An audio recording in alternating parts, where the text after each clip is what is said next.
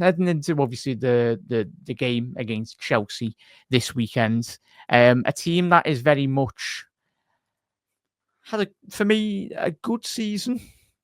A lot of money spent in the transfer window, but that's no fault of the fans really. I think a bit more of the change of structure over the last couple of years as well. But how have you gauged Chelsea's season in regards to, and then coming into this game as well, Jan? I think it's obviously Cole Palmer. I look and analyse. He's had a difficult last 10, 15 games in the Premier League. I do think he's quite restricted in terms of the way he's been played in the last couple of weeks. And then when he's playing his fast flow and attacking football, we know obviously the management of Chelsea require there's such an emphasis on the structure in terms of individual players being exactly where it needs to be. But Chelsea, do you expect them to be a big challenge come Sunday, come the weekend? Yeah, of course, because they got everything to play for. We've got nothing to play for, and we do sometimes see what that does to teams. Although Liverpool they've had a full week to kind of prepare themselves, but I know what it's like in that situation. You won the title, the preparation before the games is you put your feet up and you're a bit more relaxed than what you normally are. In terms of Chelsea season, I find it really difficult. I was at the first game of the season when they lost 2-0 at home against Manchester City, and I was really disappointed. I thought they were timid. I thought they didn't go toe-to-toe with Manchester City. And then they found form. I guess around November, December, some people even suggested that they might be Liverpool's nearest challenger for the title, but they just didn't have enough in the end. It's still a relatively young, inexperienced squad, but I don't think the manager gets enough from the squad. Enzo Maresca has obviously a certain way he wants to play. He wants to be in control, dominate with the ball. But if you look at the game changers, I don't think he gets enough from them. He's got an awful lot of talent. That you mentioned Cole Palmer. I love Lavia as well. I think he's done really well. They got Madueke, they got Neto, and obviously got Nicholas Jackson. And I just don't think he gets enough from them. I think he concentrates on other things. So they should win the Conference League because of the other three teams that's left in the tournament. They should win that. But I think if they miss out on the top 5 and miss out on Champions League, it would be a disappointment. And I think it'd almost be a disaster because should Nottingham Forest sneak in instead, I think they'll be disappointed. So I think it's yet again one of those where I look at Chelsea and all the money they've spent, and I'm still thinking, I don't think they are. I'm not convinced by the goalkeeper. I still think they need another top-class centre-half. I still think they need, because they got the money, you need to be able to go out and buy somebody who guarantees you goals. So I still think they're some way off. It'd be interesting to see who's in charge on the first day of the new season. Yeah, I still find it mad, don't we? Someone like you, in terms of always Reds as well, and you analyse that Chelsea side, and you're like, needs a bit more. I still feel the days of watching Chelsea with Drogba up front, even Zola, and prior to that period in time, Idiger Johnson, the great top forwards. But obviously Jackson's done well to an extent this season, but obviously his time in Spain with Villa, I think it was Villarreal anyway, under Unai Emery, it was he done well. I think already this season he give a lot of plaudits to Unai in an interview done this season. But yeah, I still feel that Chelsea, you need, if you're leading the line for Chelsea, or if Chelsea want to be back up competing, I think they certainly need a proper number 9. Well, there's not many out there at the moment. We spoke already in the past, Jan, on the last pod. Me and you done about obviously Gyökeres in terms of Isaac as well for Sweden, 2 Swedish forwards that are on plenty of teams' lists anyway. I think Victor Osimhen has been linked with Chelsea as well and Liverpool. In terms of Liverpool going into this game, in terms of, I'd like to see Liverpool get at least a 90-point season. I know it's come at the end of the season if the lads do lose a couple of games along the way. I don't think it really matters to them, really. But I think in terms of going into the end of this season, but certainly laying the foundation blocks for next season for Arne Slot. I said in the watch along this week on Anfield Index, it's very much a case in point for me. I feel, don't know you feel, Jan, about Arne thinking already, and I think he's mentioned it on his post-match on Anfield on Sunday, about he's already thinking. He's such an intelligent man, he's probably already 10 steps ahead of absolutely everyone. But I want to see for the next 4 games, and certainly on Sunday, a pattern of play, different ideas, a bit more of a spicing up really in terms of something so that we can very much aim to do into next season. I know everyone says, oh, 3 games, but we know footballers and certainly Arne Slot won't be using the game on Sunday as a free hit, really. How do you think he'll approach it? I do think that he will approach it the way you say. I think we might see a little bit more high energy, high risk football than what we've done during the season. I think he's kind of gone. I think he'll go to the players and go, listen, we've been together now for a while. You know what I really want. But if you want to add a bit of spice, we won the league. Let's go out and enjoy ourselves. So I do think that there'll be a little bit more room for, and then it's just whether you find the right tune on the day. So this can go either way. It can be one of them where your legs all of a sudden feel like lead and you can't be bothered, or you get a spring in your step. You got that monkey off your back. You won the title. Let's enjoy ourselves. So it could go either way. Chelsea will also look at the game and think that they might be able to take the game away from Liverpool because it matters more to them. And if they can get a good start to the game, be energetic, be aggressive, be strong in the challenges, that they might just disencourage Liverpool. But I still think it's going to be. I'm not 100% convinced by Chelsea. I just think they've got a number of weaknesses and they've got a number of players that they haven't quite. It saddens me to say, but people like Reece James, after all his injuries and whatever, such a talented player, isn't he? Yeah, isn't he? He's a fantastic player, Jack, isn't he? But it just looks like his body won't allow him to be the player that maybe he should have been.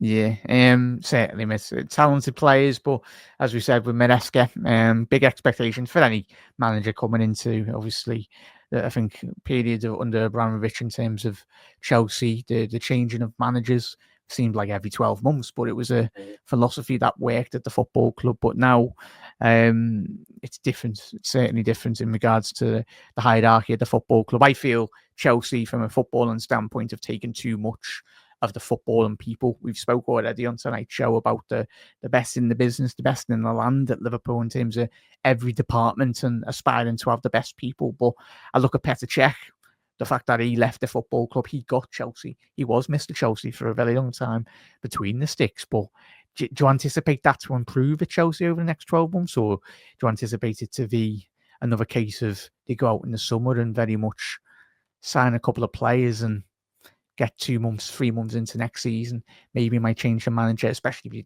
have just looked there on the table, as he said, Chelsea 6th in the league table, but it's an absolute shootout between like 3rd to 7th, really, in regards to Villa, Chelsea, Forest, and Forest in 0-0 currently. If anyone's watching live, anyone watching on repeat, the score. But Forest 0-0 against Brentford, that's a big game for them as well. So, do you anticipate anything to change at Chelsea that in regards to the hierarchy, or do you think it'll be a case in point of their recruitment policy being exactly what it has been over the last couple of seasons, a very much a scattergun approach to certain players?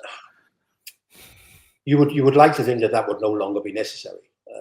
They've got no shortage of players, so they've got loads of players, and they're also in a situation now where they've seen the players long enough to make their mind up and go, we can run with them, we can't run with them, and then these are the positions where we need to strengthen. And if they need to bring in lesser players than in the previous 2 or 3 windows, then they should be able to maybe go for a bit more guaranteed quality. No doubt that every player they've signed, they thought they were going on to become the best player in the world. That doesn't always work out like that.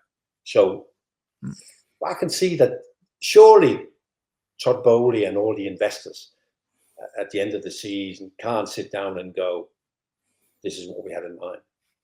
Surely they had more in mind. They had more in terms of, I don't think they'll get in the Champions League because of the games they got remaining on the season. Yeah. So I think they'll sit down and go, this is not what we had in mind. We're not getting enough from the team. We're not buying well enough.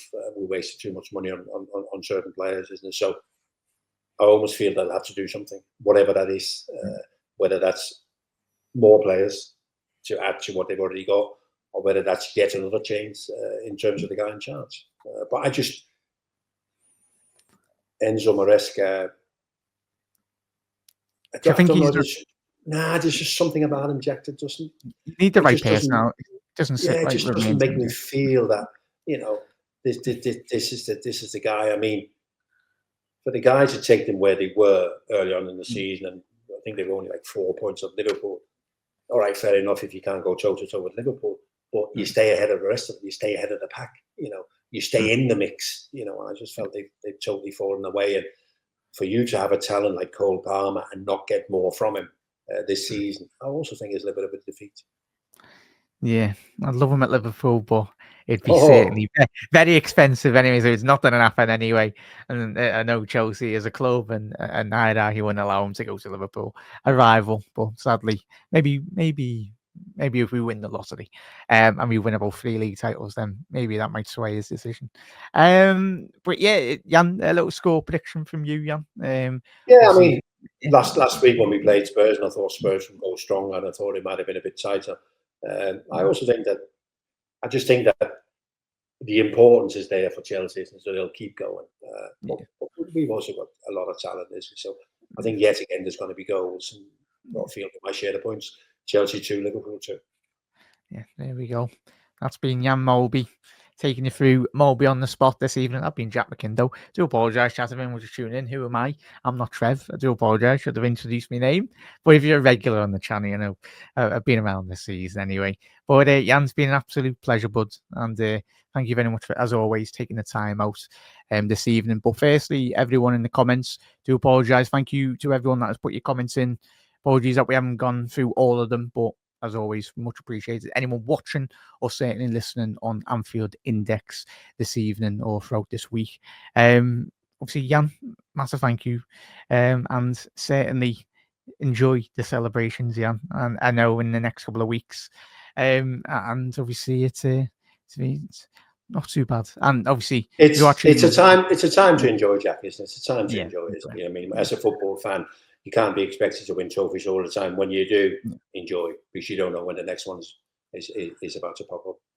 Yeah, but that's been Jack McIndoe and Jan Molby. But Trev will be hopefully joining us, next week as well. So it'll be the usual duo. But if you're new around here, make sure you hit that subscribe button down below. Do support Anfield Index across all social media platforms if you possibly can as well. If you're watching on X or Facebook, head over to YouTube. We are fastly approaching 10,000 subscribers, which has been absolutely fantastic.